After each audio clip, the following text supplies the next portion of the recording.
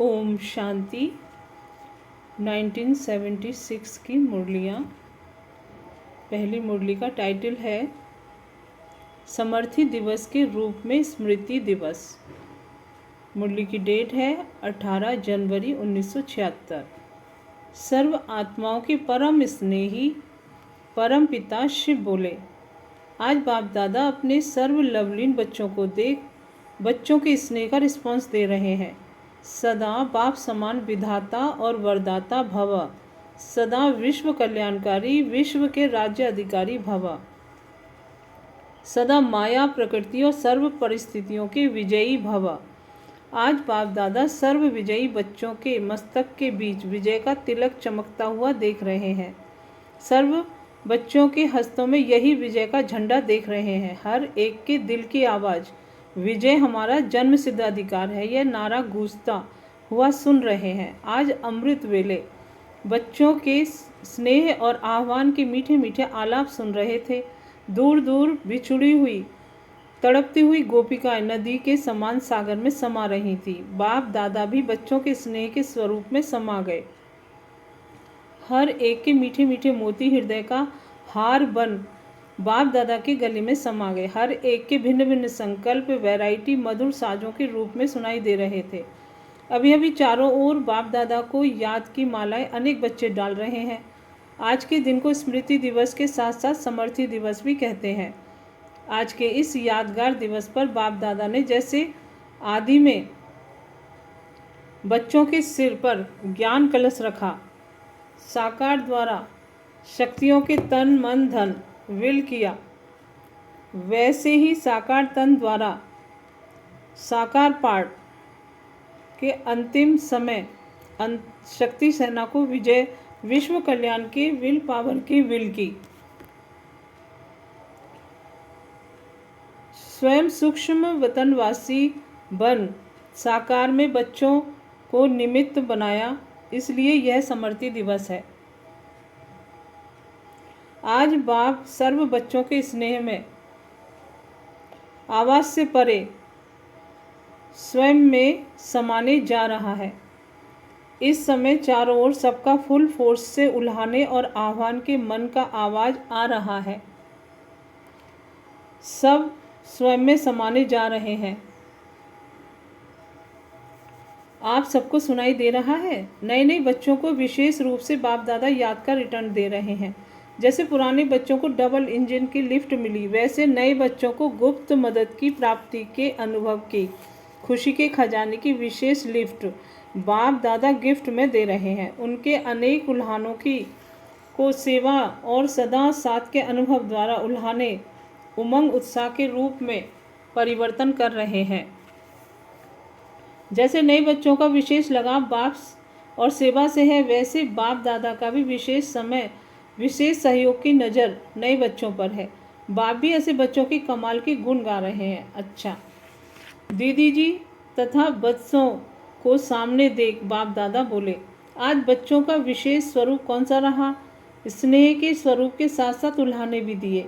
जैसे बाप ज्ञान का सागर है, तो सागर की विशेषता क्या होती है? जितनी लहरें उतनी शांत, लेकिन एक ही समय दोनों विशेषताएं हैं। वैसे ही बाप के समान बनने वालों की भी यही विशेषता है कि बाहर से स्मृति स्वरूप और अंदर से समर्थी स्वरूप। जितना ही साकार स्वरूप में स्मृति स्वरूप, उतना ही अंदर समर्थी स्वरूप हो। दोनों का साथ साथ बैलेंस हो। ऐसा बैलेंस रहा, जैसा समय वह जैसा दिन वैसा स्वरूप तो होता ही है, लेकिन अलौकिकता यह है कि दोनों के बैलेंस का स्वरूप स्पष्ट दिखाई दे। पाठ भी बजा रहे हैं, लेकिन साथ साथ साक्षीपन की स्टेज भी हो। साक्षीपन की स्टेज होने से पाठ भी एक्यूरेट बन जाएंगे, लेकिन पाठ का स्वरूप नहीं बन जाएंगे, अर्थात पाठ के वश नहीं होंगे। विल पावर होगी। जो चाहे जिस घड़ी चाहे वैसा अपना स्वरूप धारण कर सकते हो, इसको कहते हैं विल पावर। प्रेम स्वरूप में भी शक्तिशाली स्वरूप साथ साथ समाया हुआ हो। सिर्फ प्रेम स्वरूप बन जाना यह लौकिकता हो गई। अलौकिकता यह है जो प्रेम स्वरूप के साथ साथ शक्तिशाली स्वरूप भी रहे। इसलिए शक्तिशाली स्वरूप का अंतिम दृश्य नष्ट मोह स्मृति स्वरूप का दिखाया है। जितना ही अति स्नेह उतना ही अति नष्ट मोह। तो लास्ट पेपर क्या देखा? स्नेह होते हुए भी नष्ट मोह स्मृति स्वरूप। यही लास्ट पेपर यादगार में भी गायन रूप में है, यही प्रैक्टिकल कर्म करके दिखाया। साकार संबंध सम्मुख होते हुए भी समाने की शक्ति और सहन करने की शक्ति, यही दोनों शक्तियों का स्वरूप देखा। एक तरफ स्नेह को सामना, दूसरी तरफ रहा हुआ लास्ट का हिसाब किताब सहन करने की शक्ति से समाप्त करना, समाना भी और सहन करना भी, दोनों का स्वरूप कर्म में देखा। क्या बाप का बच्चों में स्नेह नहीं होता? स्नेह का सागर होते हुए भी शांत, अपने शरीर से भी उपराम, यही लास्ट स्टेज है। यह प्रैक्टिकल में कर्म करके दिखलाया। यही समय था रात्रि का। लास्ट पेपर को फर्स्ट नंबर में प्रैक्टिकल में किया। स्वरूप में लाना सहज होता है, लेकिन समाना इसमें विल पावर चाहिए। सारा पाठ सामने का देखा, कर्म भोग को भी समाना, स्नेह को भी समाना, यही विल पावर है। यही विल पावर अंत में बच्चों को विल की। अच्छा, ओम शांति। अब दूसरी मुरली है, उसका टाइटल है वर्तमान लास्ट समय का फास्ट पुरुषार्थ। मुरली की डेट है 22 जनवरी 1976। विश्व कल्याणकारी, विश्व सेवाधारी और आत्माओं को पद्मा पदम सौभाग्यशाली बनाने वाले भाग्य विधाता परमात्मा शिव बोले, आज विशेष अति स्नेही सिकिलदे मिलन मनाने के चेतन चात्रक बच्चों के प्रति बाप दादा मुखड़ा देखने के लिए आए हैं। ऐसे सदा मिलन के संकल्प में, सदा इसी लगन में लगे हुए बच्चे जितना बाप को याद करते हैं, उतना बाप दादा भी रिटर्न में करते हैं। ऐसे पद्मा पदम भाग्यशाली आत्माएं बाप को भी प्रिय हैं और विश्व की भी प्रिय हैं। जैसे बच्चे बाप का आह्वान करते हैं, वैसे विश्व की आत्माएं आप सब श्रेष्ठ आत्माओं का आह्वान कर रही हैं। ऐसे आह्वान के आलाप कानों में सुनाई देते हैं। विशेष इस नुमा शाम के समय जब सूर्य अस्त होता है, ऐसे समय पर बाप के साथ साथ ज्ञान सूर्य के साथ लक्की सितारों को, अंधकार को मिटाने वाले ज्योति स्वरूप समझकर इस हद की लाइट को नमस्कार करते हैं। यह किसकी यादगार है? अनुभव होता है कि रोज आप श्रेष्ठ आत्माओं को नमस्कार हो रहा है, क्योंकि बाप भी ऐसी श्रेष्ठ आत्माओं व विश्व एवं ब्रह्मांड की मालिक आत्माओं को रोज नमस्कार करते हैं। तो विश्व की आत्माओं ने भी रोज नमस्कार करने का नियम बना लिया है। ऐसे नमस्कार योग्य स्वयं को अनुभव करते हो? ऐसे तो नहीं समझते हो कि यह ज्ञान और पूजन तो पुरानों व अन्य अनन्य बत्सों का है। नए नए तीव्र पुरुषार्थ से चलने वाले बाप दादा के नैनों में विशेष समाये हुए हैं। जैसे बच्चों के नैनों में सदा बाप समाया हुआ है, सदा साथ का और समीप का अनुभव करते हैं, ऐसे देरी से आए हुए भी दूर नहीं, समीप है। इसलिए लास्ट में आने वाले बच्चों को ड्रामा अनुसार हाई जंप द्वारा फास्ट और फर्स्ट जाने का गोल्डन चांस मिला हुआ है। ऐसे गोल्डन चांस को सदा स्मृति में रखते हुए फुल अटेंशन रखो। बाप दादा भी नए बच्चों के उमंग, उत्साह, हिम्मत को देख हर्षित भी होते हैं और साथ साथ सहयोग और विशेष स्नेह भी दे रहे हैं। अब इस वर्ष की आत्माओं की अनेक प्रकार की इच्छाएं अर्थात कामनाएं पूर्ण करने का दृढ़ संकल्प धारण करो। औरों की इच्छाएं पूर्ण करना अर्थात स्वयं को इच्छा मात्रम अविद्या बनाना। जैसे देना अर्थात लेना है, ऐसे ही दूसरों की इच्छाएं पूर्ण करना अर्थात स्वयं को संपन्न बनाना है। वर्तमान लास्ट समय का फास्ट पुरुषार्थ यह है, एक ही समय में डबल कार्य करना। वह कौन सा है? अन्य के प्रति देना अर्थात स्वयं में भी वह कमी भरना अर्थात अन्य को बनाना ही बनना है। जैसे भक्ति मार्ग में जिस वस्तु की कमी होती है उस वस्तु का दान करते हैं, तो दान देने से उस वस्तु की कमी नहीं रहती है, तो देना अर्थात लेना हो जाता है। ऐसे ही जिस सब्जेक्ट में, जिस विशेषता में, जिस गुण की स्वयं में कमी महसूस करते हो, उसी विशेषता, उस गुण का दान करो अर्थात अन्य आत्माओं के प्रति सेवा में लगाओ, तो सेवा का रिटर्न प्रत्यक्ष फल व मेवे के रूप में स्वयं में अनुभव करेंगे। सेवा अर्थात मेवा मिलना। अब इतना समय पुरुषार्थ का नहीं रहा है जो पहले स्वयं के प्रति दो, फिर अन्य की सेवा के प्रति समय दो। फास्ट पुरुषार्थ अर्थात स्वयं अन्य आत्माओं की सेवा साथ साथ हो, स्वयं की और अन्य आत्माओं की सेवा साथ साथ हो। हर सेकंड, हर संकल्प में स्वयं के कल्याण की और विश्व के कल्याण की साथ साथ भावना हो। एक ही सेकंड में डबल कार्य हो, तभी डबल ताजधारी बनेंगे। अगर एक समय में एक ही कार्य करेंगे तो स्वयं का व विश्व का एक समय भी एक कार्य करने की प्रारब्ध नई दुनिया में एक लाइट का क्राउन अर्थात पवित्र जीवन, सुख संपत्ति वाला जीवन प्राप्त होगा, लेकिन राज्य का तख्त और ताज प्राप्त नहीं होगा अर्थात प्रजापद की प्रारब्ध होगी। तो डबल क्राउन प्राप्त करने का आधार हर समय डबल सेवा स्वयं की और अन्य आत्माओं की करो। यह है लास्ट ऑफ फास्ट पुरुषार्थ। ऐसा फास्ट पुरुषार्थ करते हो, ऐसी चेकिंग विशेष रूप से वर्तमान समय करो। इस साधन द्वारा ही स्वयं की और समय का परिवर्तन करो। अच्छा, ओम शांति। अब तीसरी मुरली है, उसका टाइटल है परिवर्तन का मूल आधार हर सेकंड सेवा में बिजी रहना। मुरली की डेट है 22 जनवरी 1976। सेकंड पार्ट है ये। विश्व सेवाधारी महादानी बनाने वाले वरदाता शिव बाबा बोले, महारथियों के रूह रिहान में विशेष कौन सी रूह रिहान चलती है? बहुत करके महारथियों के रूह रिहान में यही बात निकलती है कि समय प्रमाण परिवर्तन कैसे होना है। समय और स्वयं को देखते हुए यह प्रश्न उठता है कि क्या होगा। लेकिन परिवर्तन का मूल आधार है हर सेकंड सेवा में बिजी रहना। हर महारथी के अंदर सदा यह संकल्प रहे कि जो भी समय है वह सेवा अर्थ ही देना है। चाहे अपनी देह व शरीर के आवश्यक कार्य में भी समय लगाते हो तो भी स्वयं के प्रति लगाते हुए मनसा विश्व कल्याण की सेवा साथ साथ कर सकते हो। अगर वाचा और कर्मणा नहीं कर सकते तो मनसा कल्याणकारी भावना का संकल्प रहे तो वह भी सेवा के सब्जेक्ट में जमा हो जाता है। भक्ति मार्ग में महादानी किसको कहा जाता है? जो स्वयं के प्रति नहीं बल्कि हर वस्तु हर समय अन्य को दान पुण्य करने में लगावे, उसको महादानी कहा जाता है, वरना तो दानी कहा जाता है। जो अविनाशी दान करता ही रहे, सदा दान चलता रहे, उसको कहा जाता है महादानी। ऐसे ही स्वयं के प्रति समय देते हुए भी सदा समझे कि मैं विश्व की सेवा पर हूँ। जब जैसे स्टेज पर बैठते हैं तो सारा समय विशेष अटेंशन रहता है कि मैं इस समय सेवा की स्टेज पर हूँ, तो हल्कापन नहीं रहता है, सेवा का फुल अटेंशन रहता है। ऐसे ही सदा अपने को सेवा की ड्यूटी, सेवा की स्टेज पर समझो।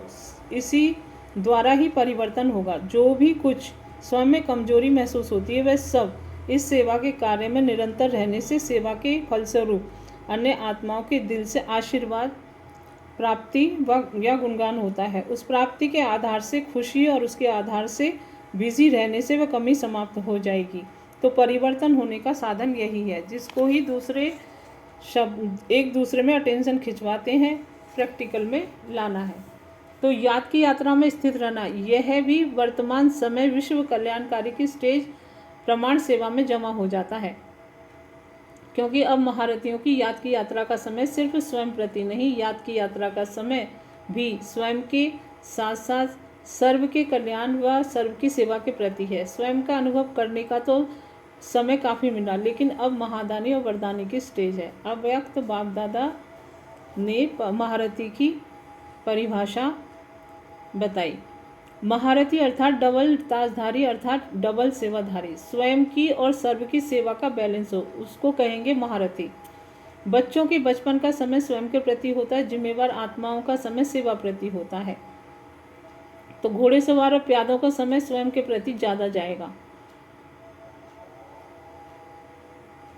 फिर बाबा ने कहा कभी किसी के संस्कार से युद्ध तो कभी किसी के संस्कार से युद्ध। घोड़े सवार और प्यादों के लिए बाबा ने कहा वे स्वयं के प्रति ज़्यादा समय गंवाएंगे, लेकिन महारथी ऐसा नहीं करेंगे।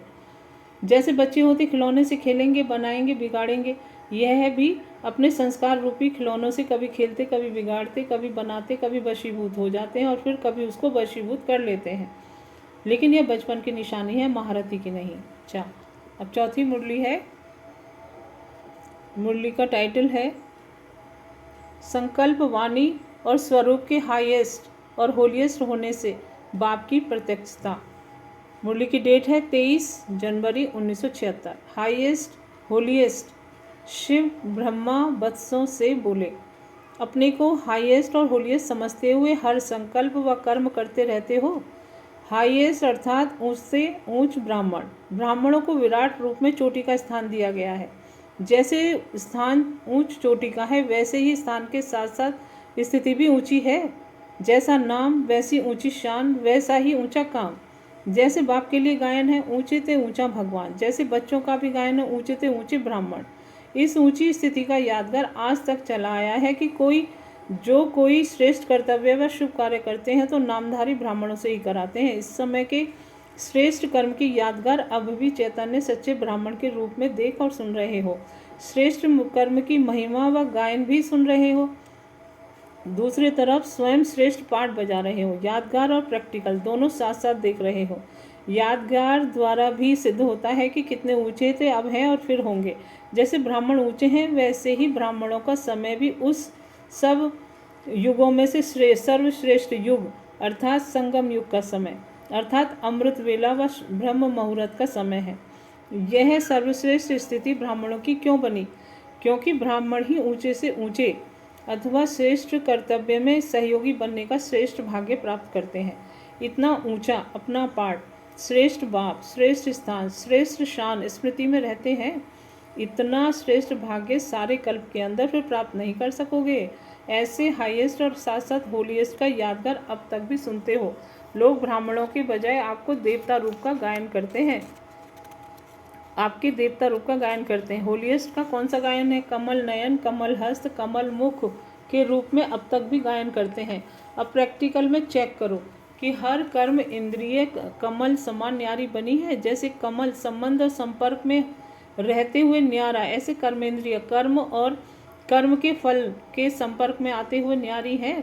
अर्थात देह और देह के संबंध के, देह की इस पुरानी दुनिया के आकर्षण से परे है। कोई भी कर्म इंद्रिया का रस देखने का, सुनने का, बोलने का अपने वशीभूत तो नहीं बनाता है। वशीभूत होने का अर्थ है होलीएस्ट से भूत बन जाना। जब भूत बन जाते हैं तो भूतों का कर्तव्य है दुखी होना, दुखी करना। हाईएस्ट ब्राह्मण से शूद्र बन जाते हैं। इसलिए सदैव यह स्मृति में रखो कि मैं हाईएस्ट और होलीएस्ट हूँ। जब यह प्रत्यक्ष रूप में अर्थात संकल्प स्मृति में, संकल्प और स्वरूप में स्मृति रहेगी, तभी प्रत्यक्षता वर्ष मना सकेंगे। ऊंचे से ऊंचे बाप को प्रत्यक्ष करने के लिए जब तक स्वयं स्वरूप में होलीएस्ट और हाईएस्ट नहीं बने हैं तो बाप को प्रत्यक्ष कैसे करेंगे? स्वयं में बाप समान गुण कर्तव्य को प्रख्यात करना ही बाप को प्रत्यक्ष करना है। ऊंचे काम से ऊंचे बाप का नाम होगा। अपनी रूहानी मूरत से रूहानी बाप की प्रत्यक्षता करनी है तो हर आत्मा, हर ब्राह्मण में ब्रह्मा बाप को देखो। रचना अपने रचयिता को दिखाए। हर एक के मुख से एक ही बोल निकले कि स्वयं भगवान ने इन्हें कितना तकदीरवान बनाया है। हर एक की तकदीर बाप दादा की तस्वीर को प्रसिद्ध करे। हर एक अपने को ऐसा दिव्य स्वच्छ दर्पण बनाओ कि हर दर्पण द्वारा अनेकों को बाप दादा का साक्षात्कार हो। साक्षात बाप समान की स्थिति ही बाप का साक्षात्कार करा सकती है। प्रत्यक्षता वर्ष मनाने का अर्थ है स्वयं को बाप के समान बनाना। यह स्थूल साधन तो निमित्त मात्र है। सदाकाल का साधन सिद्धि स्वरूप का है। सिद्धि स्वरूप ही स्वतः सिद्ध करेगा कि ऐसा ऊंचा बनाने वाला ऊंचे से ऊंचा भगवान है। तो साधनों के साथ साथ सिद्धि स्वरूप को अपनाओ। संकल्प, वाणी और स्वरूप तीनों ही हाईएस्ट और होलीएस्ट हो। ऐसी स्टेज से ही बाप को प्रत्यक्ष कर सकोगे। बाप दादा बच्चों का उमंग, उत्साह, श्रेष्ठ संकल्प, मेहनत और लगन को देखकर हर्षित भी होते हैं, लेकिन आगे के लिए सहयोग देने के लिए प्लान बदला रहे हैं। सबका एक ही संकल्प है। एक संकल्प में महान शक्ति है। एक रस स्थिति में स्थित हो। इस संकल्प को स्वरूप में लाओ। कल्प कल्प के विजय की तकदीर की तस्वीर का तो अब भी गायन है अथवा कायम है। अच्छा, ओम शांति। अब है 5वीं मुरली। मुरली का टाइटल है लास्ट स्टेज का पुरुषार्थ। मुरली की डेट 23 जनवरी 1976। Second part. न्यारी ड्रिल सिखाने वाले, सुख शांति के दाता, सर्व की मन की इच्छा पूर्ण करने वाले दिव्य ज्योतिर्बिंदु स्वरूप श्री बाबा बोले। प्रत्यक्षता वर्ष मनाने के लिए सभी ने बाप दादा को अखबारों और कार्ड्स द्वारा विशेष रूप से प्रत्यक्ष करने का प्रयत्न किया है। यह भी सेवा के आवश्यक साधन है, लेकिन यह अखबार व कार्ड्स आदि तो उस दिन देखा, पढ़ा व सुना, फिर स्मृति में समा जाते हैं। समाप्त तो नहीं कहेंगे, क्योंकि समय पर यही स्मृति जो अब समा गई वह स्वरूप में आएगी, इसलिए समाप्त नहीं कहेंगे, लेकिन समा गई कहेंगे। इससे भी धरनी में थोड़ा बहुत स्नेह का और परिचय का जल पड़ा, लेकिन इस बीज से प्रत्यक्षता का फल कैसे निकले? पानी तो डाला, किस लिए डाला? फल के लिए। वह फल कैसे निकलेगा, अर्थात संकल्प प्रैक्टिकल स्वरूप में कैसे आएगा। इसके लिए सदैव तो कार्ड्स नहीं छपाते रहेंगे। आजकल मेजॉरिटी आत्माओं की इच्छा क्या है? सुख शांति की प्राप्ति की इच्छा तो है, लेकिन विशेष जो भक्त आत्माएं हैं उन्हों की इच्छा क्या है? मेजॉरिटी भक्तों की इच्छा सिर्फ 1 सेकंड के लिए भी लाइट देखने की है, तो वह इच्छा पूर्ण कैसे होगी? वह इच्छा पूर्ण करने के साधन ब्राह्मणों के नयन है। इन नयनों द्वारा बाप के ज्योतिर् स्वरूप का साक्षात्कार हो। यह नयन नयन नहीं दिखाई देंगे, अपितु लाइट का गोला दिखाई देंगे। जैसे आकाश में चमकते हुए सितारे दिखाई देते हैं, वैसे ही यह आँखों के तारे सितारे समान चमकते हुए दिखाई दें, लेकिन वह तब दिखाई देंगे जब स्वयं लाइट स्वरूप में स्थित होंगे। कर्म में भी लाइट अर्थात हल्कापन और स्वरूप भी लाइट स्टेज भी लाइट हो, स्वरूप भी लाइट, स्टेज भी लाइट हो। जब ऐसा पुरुषार्थ व स्थिति व स्मृति स्वरूप विशेष आत्माओं का रहेगा, तो विशेष आत्माओं को देख सर्व पुरुषार्थियों का भी यही पुरुषार्थ रहेगा। बार बार कर्म करते हुए चेक करो कि कर्म में लाइट और हल्कापन है। कर्म का बोझ तो नहीं है। कर्म का बोझ अपने तरफ खींचेगा। अगर कर्म में बोझ नहीं तो अपने तरफ खिंचाव नहीं करेंगे, बल्कि कर्म योग में परिवर्तन हो जाएंगे। तो प्रत्यक्षता वर्ष मनाने का स्वरूप और साधन यही सबकी बुद्धि में है ना, ऐसा प्लान बनाया है ना। जैसे साकार में देखा कि जितना भी अति कर्म में आना, विस्तार में आना, रमणीकता में आना, संबंध और संपर्क में आना, उतना ही अभी अभी संबंध संपर्क में आते भी न्यारा बन जाना। जैसे संबंध व कर्म में आना सहज, वैसे ही न्यारा होना भी सहज। ऐसी प्रैक्टिस करनी चाहिए। अति के समय 1 सेकंड में अति हो जाए, अति अभी अभी अति, अभी अभी अंत। यह है लास्ट वर्ष का व लास्ट स्टेज का पुरुषार्थ। ऐसे प्लान बनाओ। यह रिहर्सल करो और ड्रिल करो, अति और अंत की ड्रिल। अभी अभी अति संबंध में और अभी अभी जितना संपर्क में उतना न्यारा। जैसे लाइट हाउस में समा गए। लाइट हाउस अर्थात अपनी ज्योति देश। अभी अभी कर्म क्षेत्र, अभी अभी परम धाम।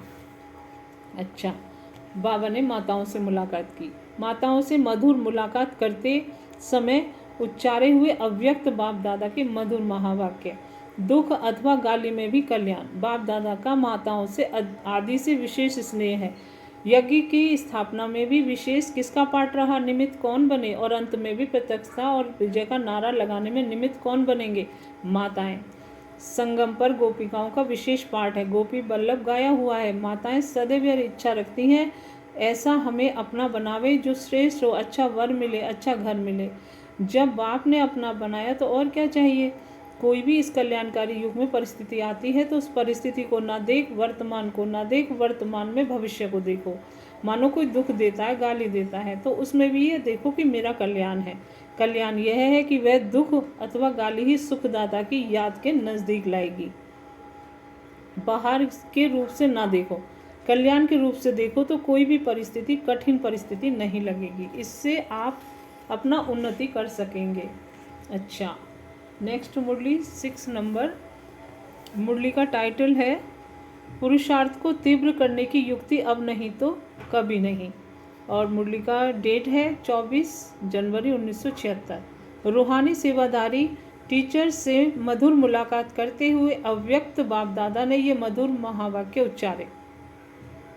टीचर्स जैसे विशेष सेवार्थ निमित्त बनी हुई विशेष आत्माएं हैं, वैसा पुरुषार्थ भी चलता है या जैसे स्टूडेंट्स का चलता है वैसे ही चलता है? पाठ के अनुसार विशेष पुरुषार्थ कौन सा चलता है? संपूर्ण बनना है, सतो प्रधान बनना है, यह तो सभी का लक्ष्य है, यह तो इन जनरल हो गया। लेकिन टीचर्स का विशेष पुरुषार्थ कौन सा चलता है? आजकल जो विशेष पुरुषार्थ करना है वह होना चाहिए, वह यही है कि हर संकल्प पावरफुल हो, साधारण ना हो, समर्थ हो, व्यर्थ ना हो। टीचर का अर्थ क्या है? सर्विसेबल, 1 सेकंड भी सर्विस के बिना ना हो। मुरली पढ़ना और चेकिंग करना, यह तो मोटी बात है। जैसे समय समीप आ रहा है तो निमित्त बनी हुई विशेष आत्माओं को पुरुषार्थ यह करना है कि समय से तेज दौड़ लगाए। ऐसे नहीं कहना है कि इतना समय पढ़ा है, कभी इतना समय पढ़ा है, कभी दूर हो जाएगी। नहीं, यह बुद्धि में रखना है कि अभी नहीं तो कभी नहीं। हर सेकंड, हर संकल्प के लिए स्लोगन अभी नहीं तो कभी नहीं।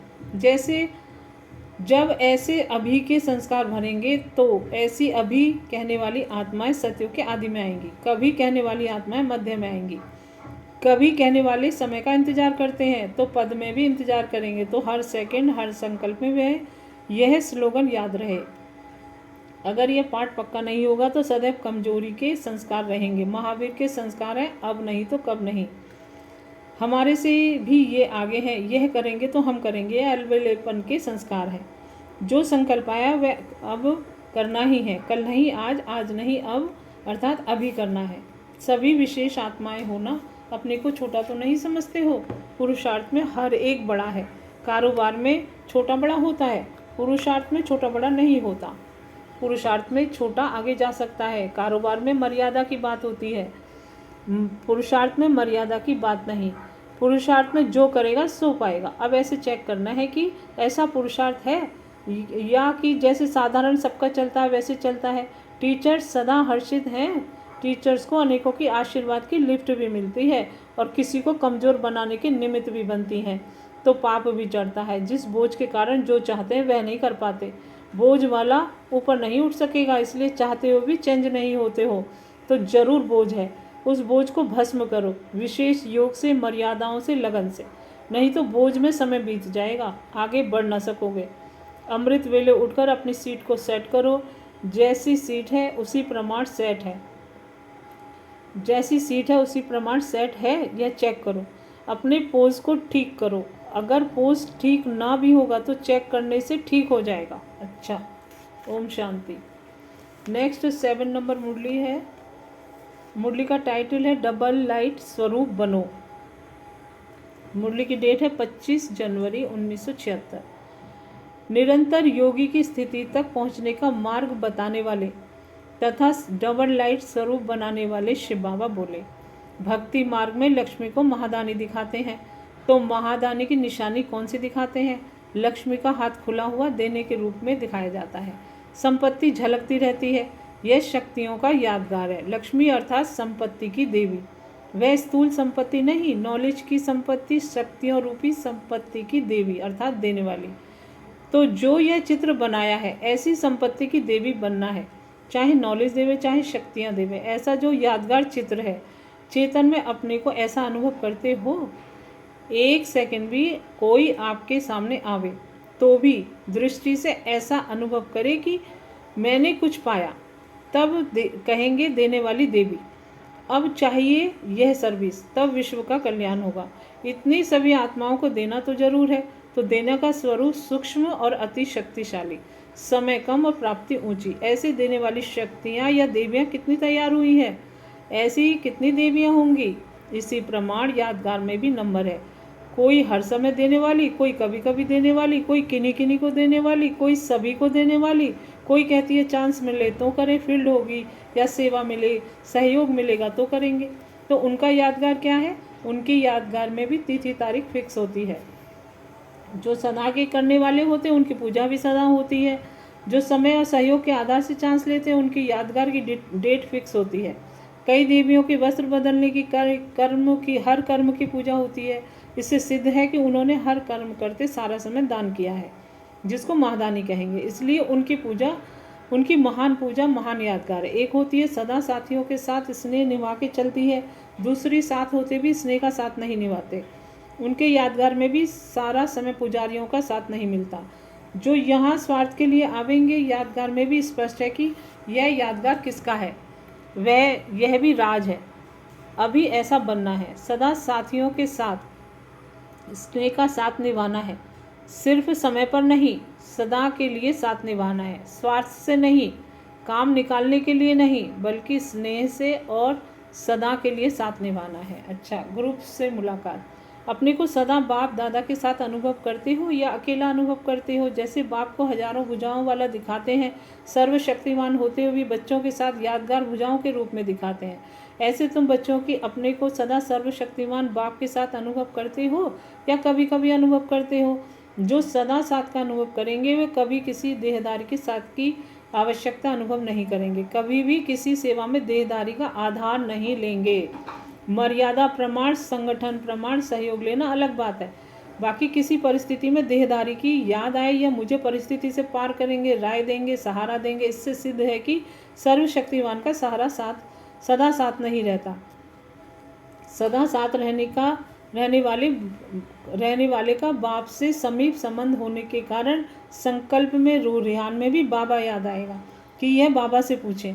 कोई निमित्त टीचर याद आए, कोई साथी याद आए, कोई हम शरीक याद आए, यह भी होता है, वह भी कार्य के प्रति, लेकिन मन में बुद्धि में सदा बाबा बाबा याद आए। जब डायरेक्ट साथ निभाने का वायदा है तो वायदे का फ़ायदा उठाओ। इस समय तो बाप के साथ व्यक्तिगत अनुभव हो सकता है, फिर सारे कल्प में नहीं होगा।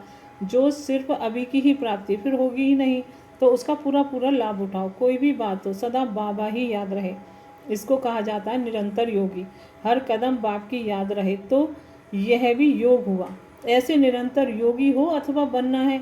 जब बाप स्वयं साथ देने का ऑफर कर रहे हैं, उस ऑफर को स्वीकार करना चाहिए ना।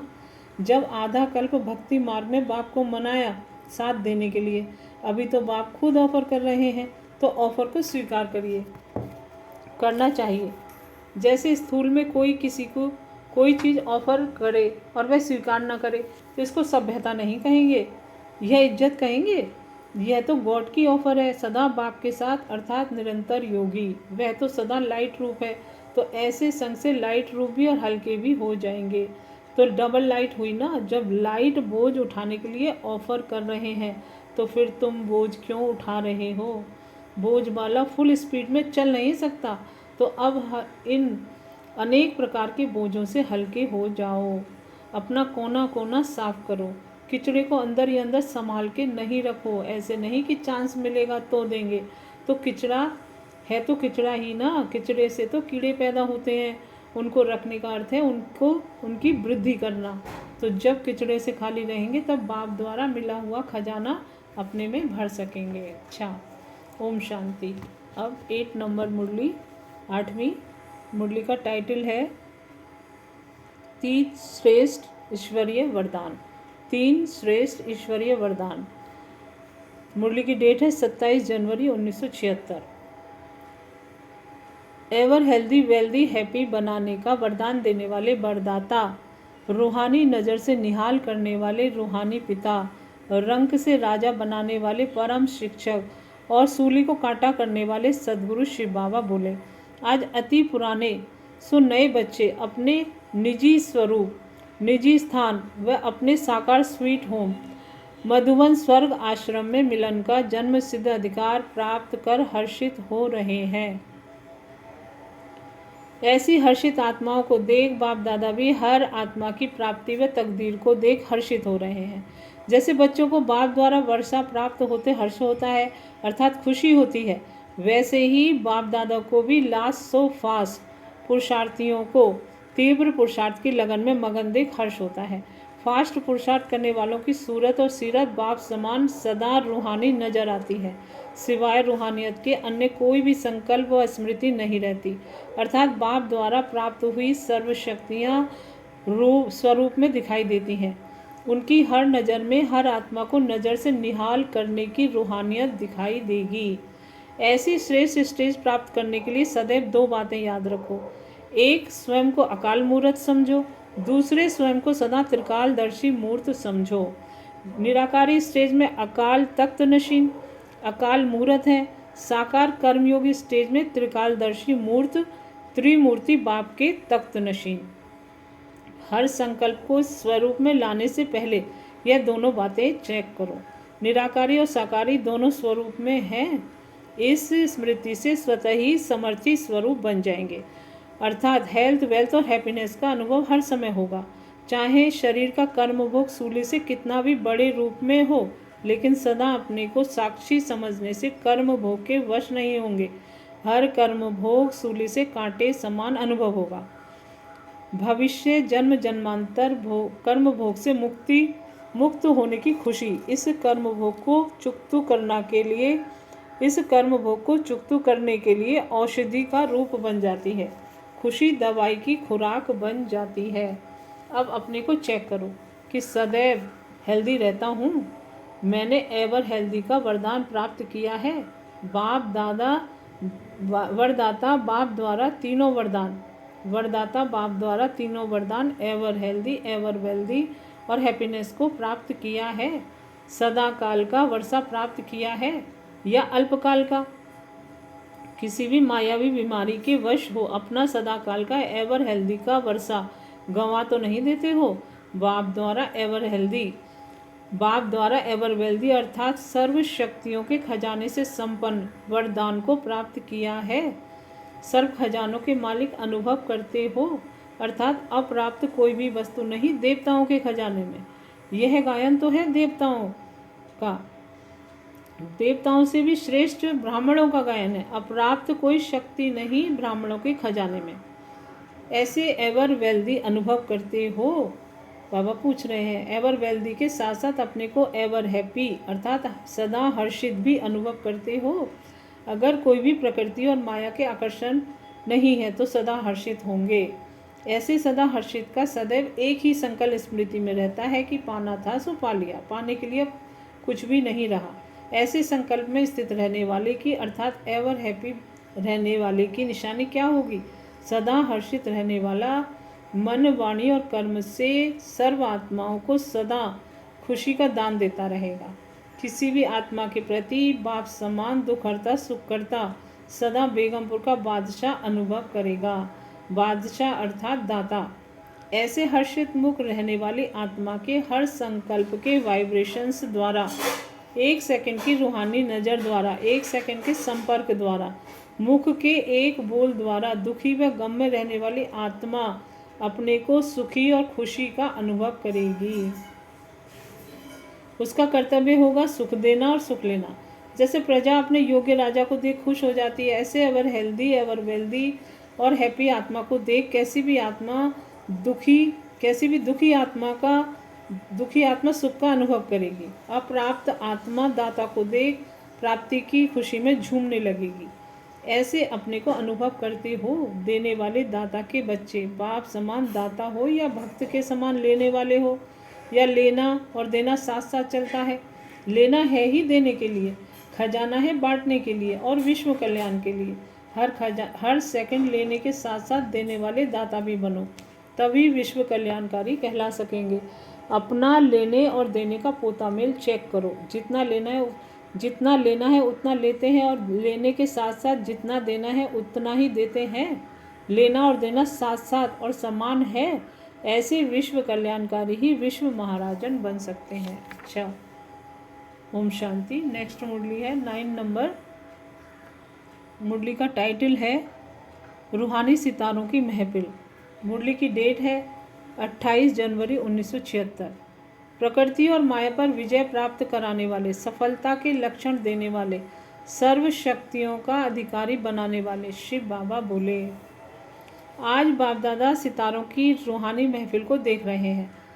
महफिल में विशेष 3 प्रकार के सितारे हैं। हर एक सितारा अपने आप को जानता है कि मैं कौन सा सितारा हूँ।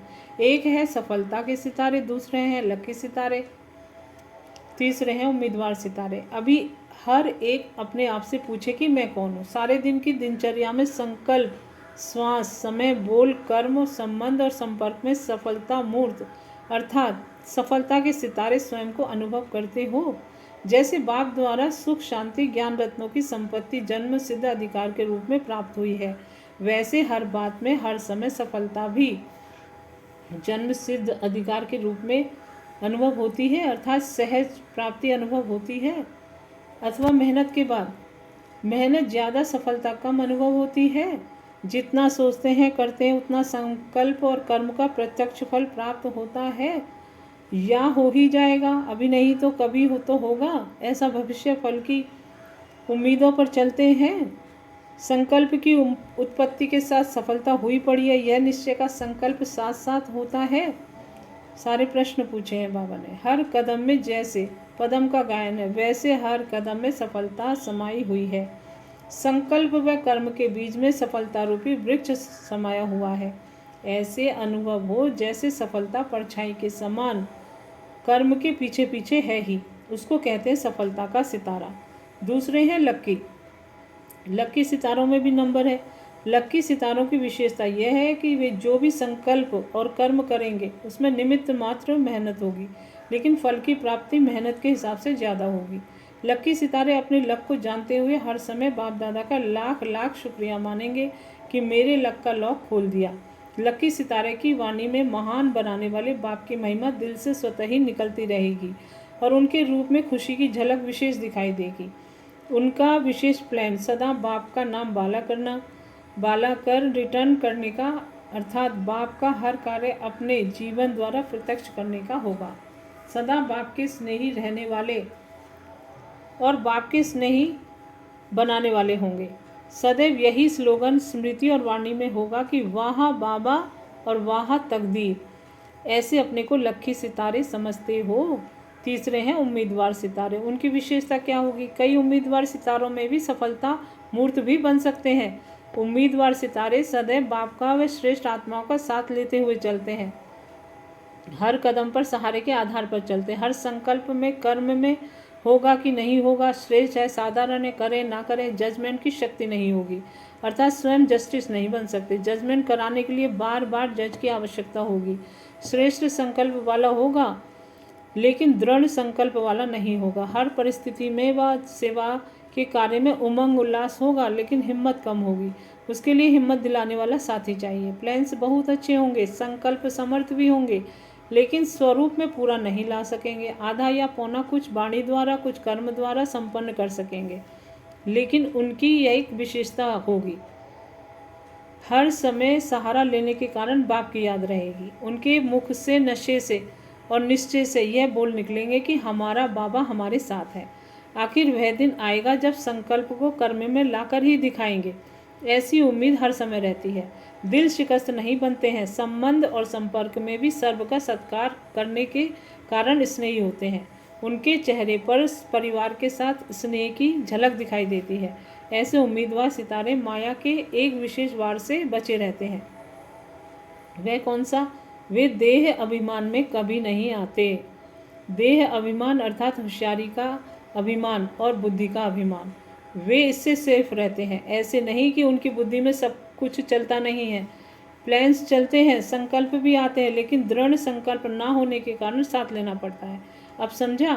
3 प्रकार के सितारे कौन से हैं? उम्मीदवार सितारों में बाप को भी उम्मीद है, कभी भी हाई जंप दे सकते हैं। कभी भी ना उम्मीद वाले सबकी उम्मीद अपने में रखने के निमित्त बन जाते हैं, लेकिन यह उम्मीदवार है।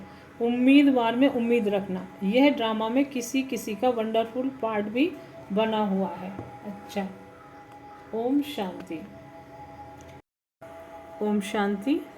अब नेक्स्ट मुरली है। मुरली का टाइटल है रूहानी क्षमा और 3 प्रकार के रूहानी परवाने। मुरली की डेट है 1 फरवरी 1976, 1 फरवरी 1976। सर्व प्रकार के चक्रों से छुड़ाकर चक्रवर्ती महाराजा बनाने वाले सदा जागती ज्योति रूहानी क्षमा परम पिता शिव बोले, आज रूहानी क्षमा रूहानी परवानों को देख रही है। सभी परवाने एक ही क्षमा पर स्वाहा होने के लिए नंबरवार प्रयत्न में लगे हुए हैं। जो नंबर 1 परवाने हैं उनको स्वयं का अर्थात इस देह भान का, दिन रात का, भूख और प्यास का, अपने सुख के साधनों का, आराम का, किसी भी बात का आधार नहीं। सब प्रकार की देह की स्मृति से खोए हुए हो, अर्थात निरंतर क्षमा के लव में लवलीन हुए हो।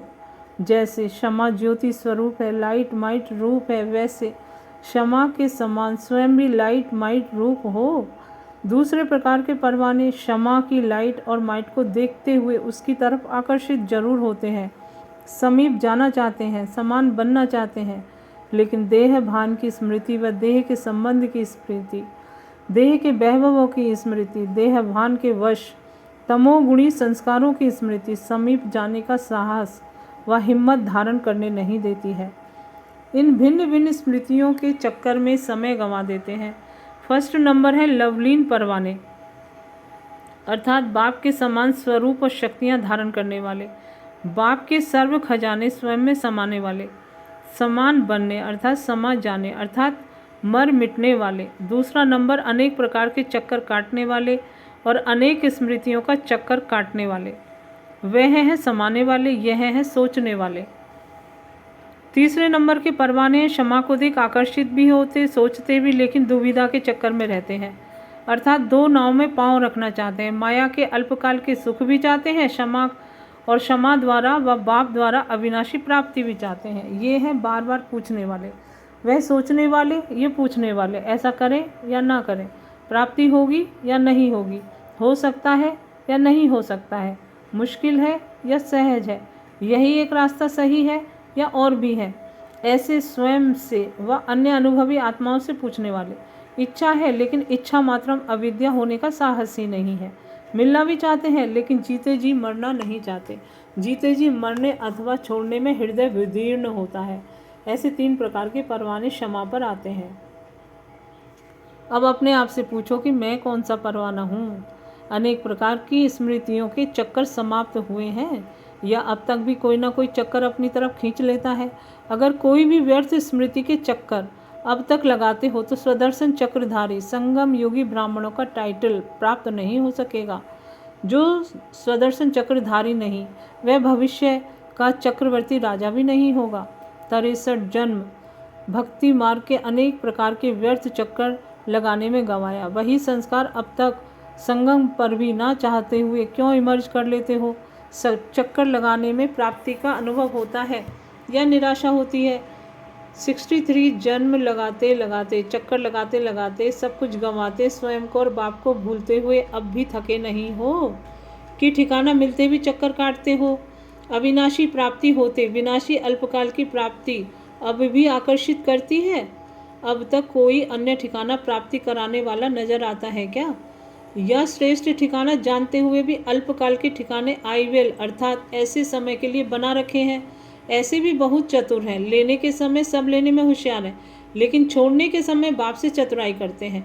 क्या चतुराई करते हैं? छोड़ने के समय भोले बन जाते हैं।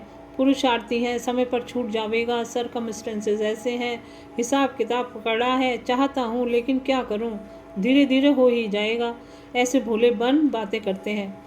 नॉलेजफुल बाप को भी नॉलेज देने लग जाते हैं। कर्मों की गति को जानने वाले को अपनी कर्म कहानियाँ सुना देते हैं और लेते समय चतुर बन जाते हैं। चतुराई में क्या बोलते हैं? आप तो रहमदिल हो, वरदाता हो, मैं भी अधिकारी हूँ, बच्चा बना हूँ तो पूरा अधिकार मुझे मिलना चाहिए। लेने में पूरा लेना चाहते हैं, छोड़ने में कुछ ना कुछ छुपाना है, अर्थात कुछ ना कुछ अपने पुराने संस्कार, स्वभाव, संबंध वह भी साथ साथ रखते रहना है। तो चतुर हो गए ना। लेंगे पूरा, देंगे यथाशक्ति। ऐसे चतुराई करने वाले कौन सी प्रारब्ध को पाएंगे? ऐसे चतुर बच्चों के साथ ड्रामा अनुसार कौन सी चतुराई होती है? स्वर्ग के अधिकारी तो सब बन जाते हैं, लेकिन राजधानी में नंबरवार तो होते ही है ना। स्वर्ग का वर्षा बाप सबको देता है, लेकिन सीट हर एक के अपनी नंबर की है। तो ड्रामा अनुसार जैसा पुरुषार्थ वैसा पद स्वतः प्राप्त हो जाता है। बाप नंबर नहीं बनाते। किसी को राजा, किसी को प्रजा का ज्ञान अलग अलग नहीं देते। किसी को सूर्यवंशी, किसी को चंद्रवंशी की अलग पढ़ाई नहीं पढ़ाते। किसी को महारथी, किसी को घोड़े सवार की छाप नहीं लगाते। लेकिन ड्रामा के अनुसार जैसा और जितना जो करता है वैसा ही पद प्राप्त कर जाता है। इसलिए जैसा लेने में चतुर बनते हो वैसे देने में भी चतुर बनो, भूले ना बनो। माया की चतुराई को जानकर माया जीत बनो। चेक करो कि एक यथार्थ ठिकाने की बजाय और कोई अल्पकाल के ठिकाने अब तक रह तो नहीं गए हैं, जहाँ न चाहते हुए भी बुद्धि चली जाती है। बुद्धि के कहीं जाने का अर्थ है कि ठिकाना है। तो जब सब हद के ठिकाने चेक करके अब समाप्त करो, नहीं तो यही ठिकाने सदा काल के श्रेष्ठ ठिकाने से दूर कर देंगे। बाप श्रीमत स्पष्ट देते हैं कि ऐसे करो, लेकिन बच्चे ऐसे को कैसे में बदल देते हैं।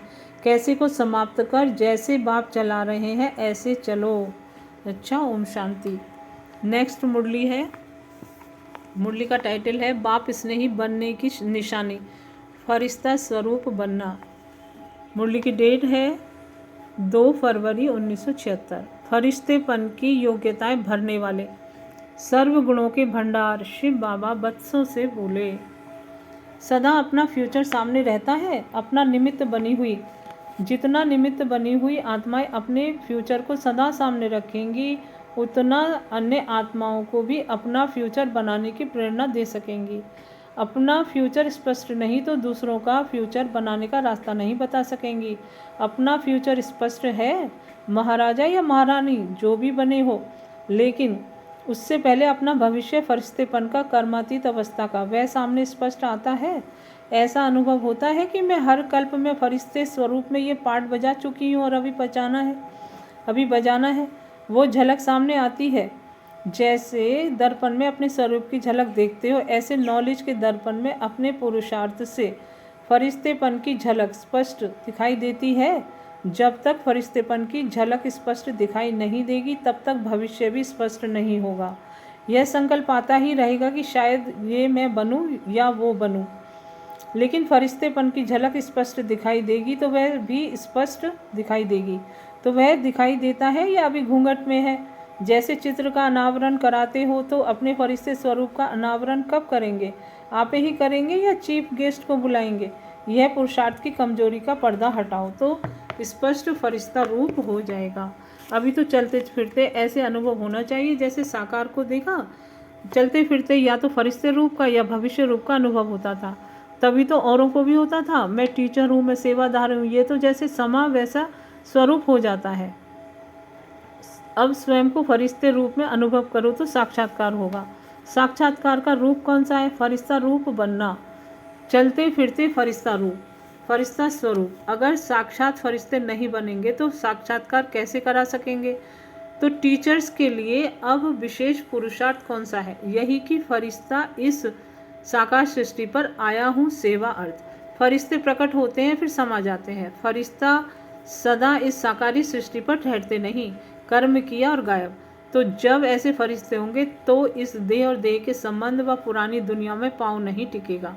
जब कहते हो कि हम बाप के स्नेही हैं, तो बाप सूक्ष्म वतनवासी और आप सारा दिन स्थूल वतनवासी, तो कैसे स्नेही हुए? तो सूक्ष्म वतनवासी फरिश्ते बनो। सर्व आकर्षणों या लगावों के रिश्ते और रास्ते बंद करो तो कहेंगे कि बाप स्नेही हो, या होते भी जैसे कि नहीं है। यह है लास्ट स्टेज। विशेष सेवार्थ निमित्त हो तो पुरुषार्थ में विशेष होना चाहिए। जब दूसरों को चलते फिरते यह अनुभव होगा तो आप लोग फरिश्ते हैं तो दूसरे भी प्रेरणा ले सकेंगे। अगर साकार सृष्टि की स्मृति से परे हो जाओ तो छोटी छोटी बातों में टाइम वेस्ट करते हो, वह नहीं होगा।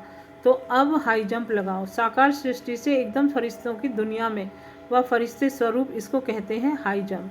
तो छोटी छोटी बातें शोभेंगी नहीं। तो यह बाप की विशेष सौगात है। सौगात लेना अर्थात फरिश्ता स्वरूप बनना। तो बाप भी यह फरिश्ता स्वरूप का चित्र सौगात में देते हैं। इस सौगात से पुरानी बातें समाप्त हो जाएंगी। क्या और क्यों की रट नहीं लगानी है। निर्णय शक्ति, परखने की शक्ति, परिवर्तन शक्ति। जब ये तीनों शक्तियाँ होंगी तो एक ही दूसरों को खुशखबरी सुनाएंगे। जब ये तीनों शक्तियाँ होंगी तो ही एक दूसरे को खुशखबरी सुनाएंगे।